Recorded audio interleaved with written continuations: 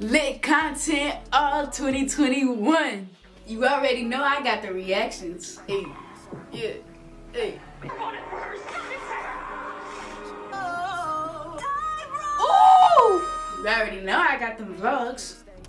Let's just hope she likes these. What is? Of course, I got the challenges. Hauls too. Hey, pranks. Fucking pranks. I got it all. Whoa.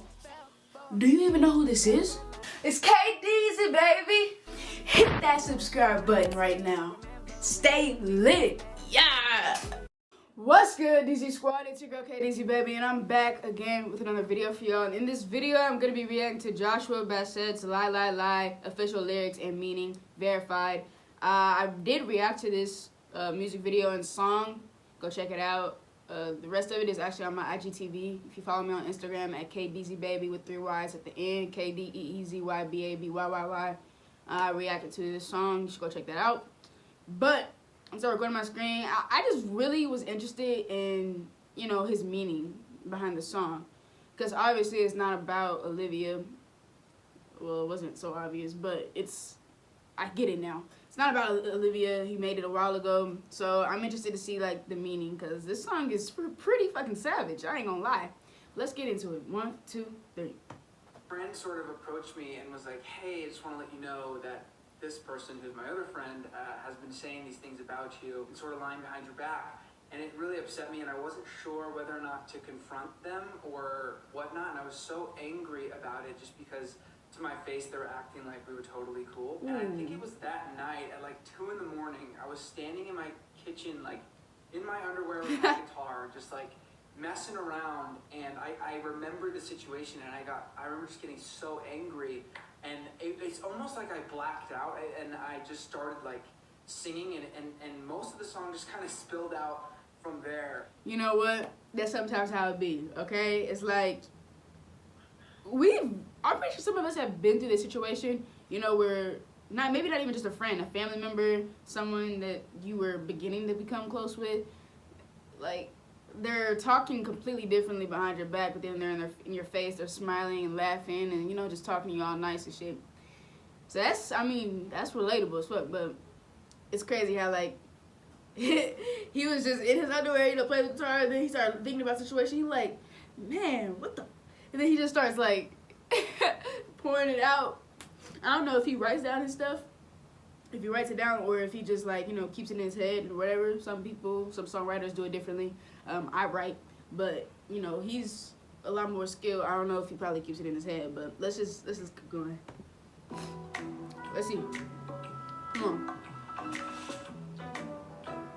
I thought it was funny people sort of jumping to conclusions on who they think that the song is about. And yeah. Them thinking that I sort of wrote and released it within a week.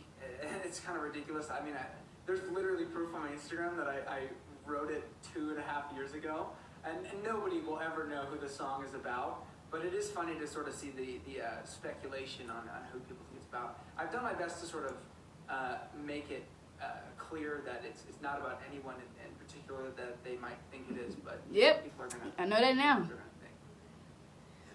Jeez.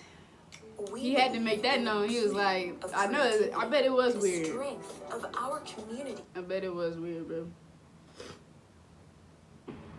Thank you. So they told me all the things that you said, running all over my name. Whoa. I grew up in San come on, Diego, vocals. and everyone kind of knew each other, and I think that when somebody spreads something that's false, and they know it's false, it can be damaging for so many reasons. And I think that you go through your day like seeing people, and all you can think is like, what do they think, what have they heard, what do they know, what do they not know, you know, kind of thing. And I think that you know, that's really no way to live in, like that sort of fear. And you know, so innocent, like I'm the only one to blame.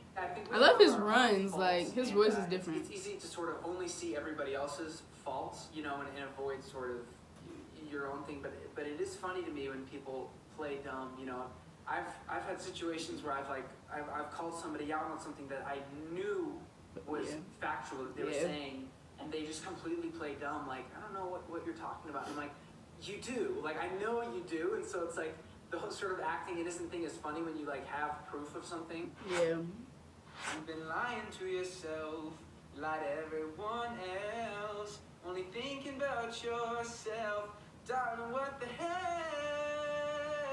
It's not like you don't care about these people. Even if you're mad at somebody or upset at somebody for doing something, you know, the reason you're hurt is so was it a girl? You care about them and you care about what they say and what they think about you. And I think that's the thing that's confusing about it. Like, the darling, what the hell is like, I love you, why are you doing this to me kind of thing.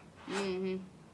I know what you say about me. I hope that it makes you happy. You can't seem to get me off your mind. He's on his cocky shit on his song. You're claiming to, like, not like me or say all these things about me, but you can't get me off your mind. It's very interesting that, like, you're still talking about me, I'm like, getting to you in some way, and clearly you care. Because if you truly didn't care, you wouldn't be saying what you're saying. And I just think it's interesting. Like, it's kind of I hope that it makes you happy is kind of has a double meaning. The first meaning is like, I hope this makes you happy. Like, I hope you feel better about yourself after what you're doing. And then it's also like, I hope it makes you happy, like, realizing that, like, you can't get me off your mind. I know you're lying through your teeth. You told them the lies that you told me. I've had enough of it this time. Oh, he sounds just like the record. It's not just to me. Like, you know, you'll throw this person under the bus if it makes you look better or whatnot. And I think, like, recognizing that toxicity and, you know, that I've had enough of it this time,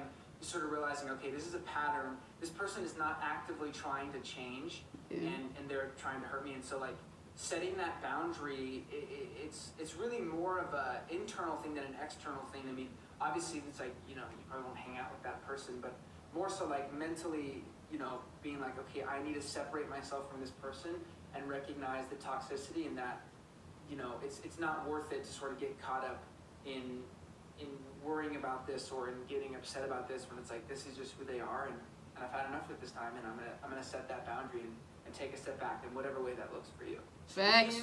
La la la la la. Go ahead and try.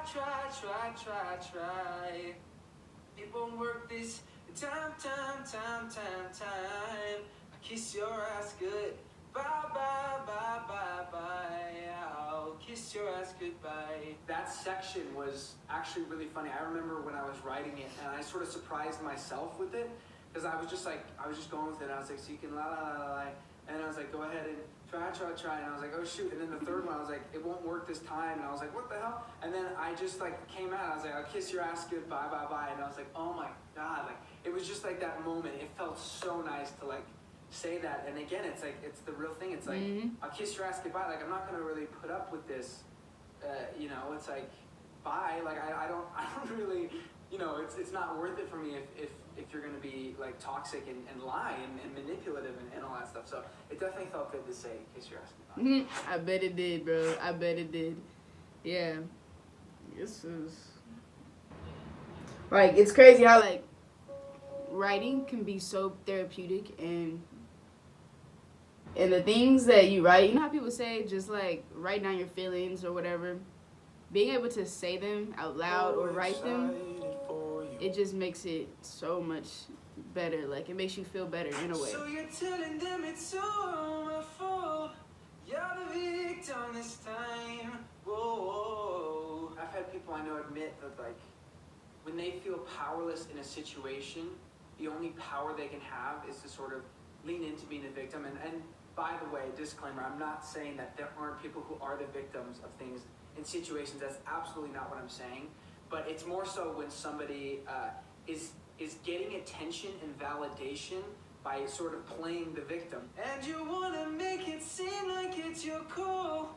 You're acting like everything's fine. One of my favorite lines in the song, because it's like, I know what you say about me, and the chorus is like, they told me what you said, like, I know, but you're acting like everything's fine because you have no idea that I know. And I think that, like, you know, it's so easy for people to sort of flip and pretend to be your best friend, and in their ways, I'm sure they're convinced that they are, but in reality, they will throw you under the bus the second it benefits them. And it's like, you know, you can't just do that and then come around here and act like we're totally cool. I know what you say about me.